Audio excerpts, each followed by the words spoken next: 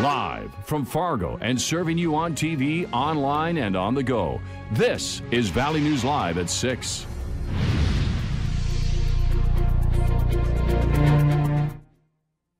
Feel hopeful, and more hopeful than we have ever been before, because there has truly never been one shred of information in nearly 23 years. Major developments tonight in the case of a missing person in northwest Minnesota. It's the first new information surrounding the disappearance of Becky Jo Look in 23 years. Valley News Team's Maddie Jelseth has the exclusive details and takes us back to where it all started. In the fall of 1995, 41-year-old Becky Jo Look went missing from this small town in northern Minnesota. Becky Look moved to a small town, Helma, Minnesota, population 61.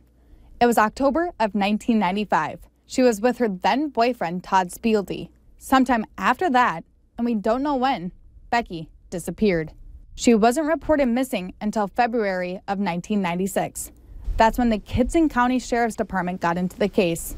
The guy running the sheriff's office, looked at the case, and he believed that she left the area and she went missing somewhere else. It didn't happen in our jurisdiction. Sheriff Porter says the former sheriff believed she got on a bus and went back home to New Mexico, but he disagrees.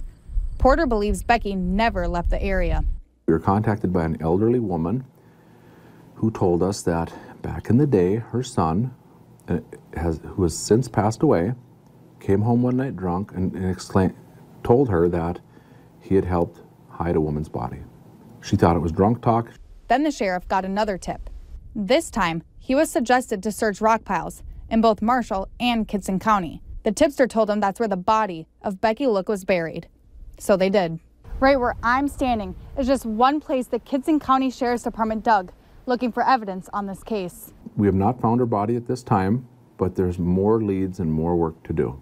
This case is still under investigation, but Sheriff Porter says he hopes to get closure for the family and put Becky to rest. Reporting for Valley News Live, I'm Maddie Jelseth. Sheriff Porter is asking you to give his department a call at 218-843-3535 if you know any details on what happened to Becky Jo Look. There will also be a 100-person search for Becky sometime this fall. Stick with Valley News Live for any updates. We're starting the extended holiday weekend with some unstable weather conditions. With so many of you having Labor Day plans, let's start with the latest on what's going on right now and for tonight. Hutch? Thanks, Mike. We have severe thunderstorms working their way out of Otter Tail County and focusing primarily on Wadena County right now. These storms have had a history since moving out of southern Richland County of producing 1 to possibly in spots over 2-inch diameter hail. So we take you in a little bit closer. There is storm activity over Wadena, the Highway 10 corridor, in the northern parts of Wadena County near Sabika is where we see that pink on the radar there. That's the hail core from the storm. A warning is in effect until 6:30 for your area. Prepare for hail upwards of 1 to 2 inches in diameter around Sabika and north of Highway 10. Moving into Wadena right now, the blue colors you see there, that would be hail estimates on the order of 3/4 of an inch to possibly 1 1/4 inches in diameter. So large hail, the main threat tonight, with most of it now just getting ready to exit our viewing area.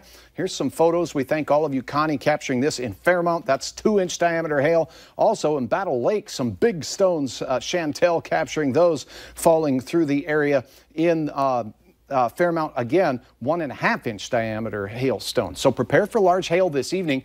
Once we get to sunset, Mike, I think it's quieter for everybody. Saturday looking pretty fair. I'll have details on thunderstorm chances later in the day here in a moment. All right, keep us posted. Thanks. 2 days ago, Herberger's posted on its website that the chain stores were closed for good following going out of business sales. Well, today the company message is, we've got great news. Herberger's is coming back. It's unknown if this so-called comeback includes Herberger's locations in Fargo and Moorhead. A quick look at the websites for the Fargo and Moorhead Herbergers say the stores are temporarily closed. In April, Herberger's announced that all of the Bon-Ton's 250 stores would close because the parent company was sold to a liquidation company. A Cooperstown, North Dakota man escaped injury after a Freightliner struck part of a sprayer last night. Investigators report that the sprayer was traveling along a highway near Pillsbury before slowing to turn. Now, the Freightliner, driven by a New Jersey man, attempted to pass the sprayer and struck the left boom of the trailer.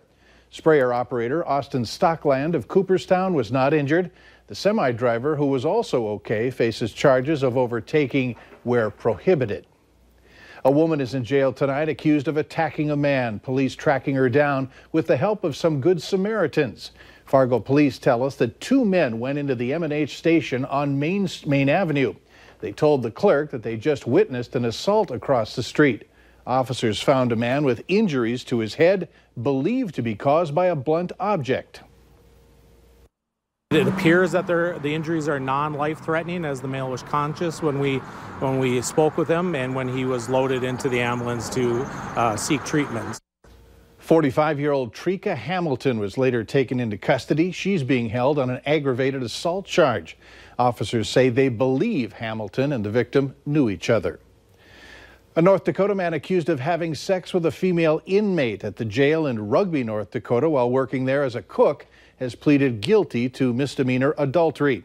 51-year-old Marcelo Lara of Towner had consensual sex with the 33-year-old female inmate in the walk-in cooler at the Heart of America Correctional Center.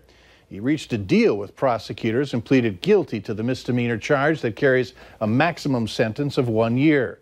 Lara's wife signed a complaint for adultery earlier this summer. Lara initially was charged with felony sexual abuse of a ward, which carries a maximum punishment of 5 years in prison. A couple of stores in West Fargo were evacuated due to a gas leak this afternoon. A subcontractor working on the reconstruction of 13th Avenue East hit a gas main nearby. Crews evacuated Taco John's and Hot Springs spas and shut down traffic in the area as XL Energy cleaned up the scene. From bison tailgating to the Labor Day holiday, it's going to be a great weekend to fire up the grill. Before you start cooking, give your grill a good cleaning before placing any meat on the racks. Zoning your meat is also important. That makes sure that they are reaching all the desired internal temperatures. When it comes to ribs, you may want to prepare them a day in advance, as they need to be cooked in the oven for about 4 hours before hitting a grill. If you're looking for advice on Labor Day grilling, Longhorn Steakhouse is opening up its hotline from 9 a.m. to 3 p.m. on Monday. The number to call is on your screen, 1-855-LH-GRILL. There was a unique sight along County Road 20 in Fargo this afternoon. It was a man dressed in a white robe walking. With a staff in hand, Neil Thompson says he's on a mission to spread peace, love, and the Word of God. He tells us that in today's world, people of all races are divided, and that God is using him as a servant to bridge the gap and bring everyone together. And he said, go out and preach the gospel to the ends of the earth. Gather the flock together, and even those that are not of the flock, and bring about that revival. Because if one person turns their life around and calls on Jesus' name, all the angels in heaven have a great celebration. Thompson's walk today in North Dakota marks the 19th year that he has been making his way through certain parts of the country. He tells us he doesn't plan to stop anytime soon. Later on Valley News Live at 6, never too much information, the crucial role that dog DNA can play.